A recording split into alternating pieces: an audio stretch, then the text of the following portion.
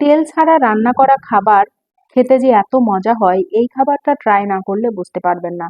তেল দিয়ে তো অনেক রান্না করে খেলেন, এবার একবার তেল ছাড়া ট্রাই করে দেখুন কেমন লাগে। আমার তো দারুণ লেগেছে, আশা করি আপনাদেরও ভালো লাগবে। একটা কড়াই দিয়ে দেব সিদ্ধ করে ছেলে রাখা কচু, পেঁয়াজ কুচি, রসুন কুচি, কাঁচামরিচ, এলাচ, দারচিনি, তেজপাতা, স্বাদ মতো লবণ, হলুদের গুঁড়া, জিরার গুঁড়া, বেশ খানিকটা পানি। ভালোভাবে হাত দিয়ে কচুগুলোকে চটকে মাখিয়ে দিব, যেভাবে আমরা ভর্তা করে থাকি।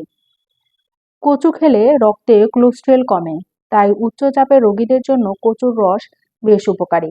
নিয়মিত কচু খেলে কোলন ক্যান্সার ও ব্রেস্ট ক্যান্সারের ঝুঁকি কমে। কচুতে আছে অক্সালেট নামক উপাদান। এই জন্যই হয়তো মুরব্বীরা বলে থাকেন, খাবে কচু পাবে কিছু।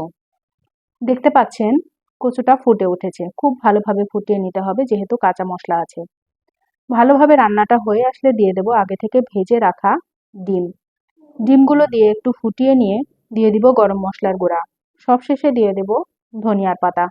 ভালোভাবে নেড়ে চেড়ে নামিয়ে নেব। তৈরি হয়ে যাবে কচু দিয়ে ডিম, তেল ছাড়া রান্না। খেতে অসাধারণ। আমার কাছে তো ভীষণ ভালো লেগেছে, আশা করি আপনাদেরও ভালো লাগবে।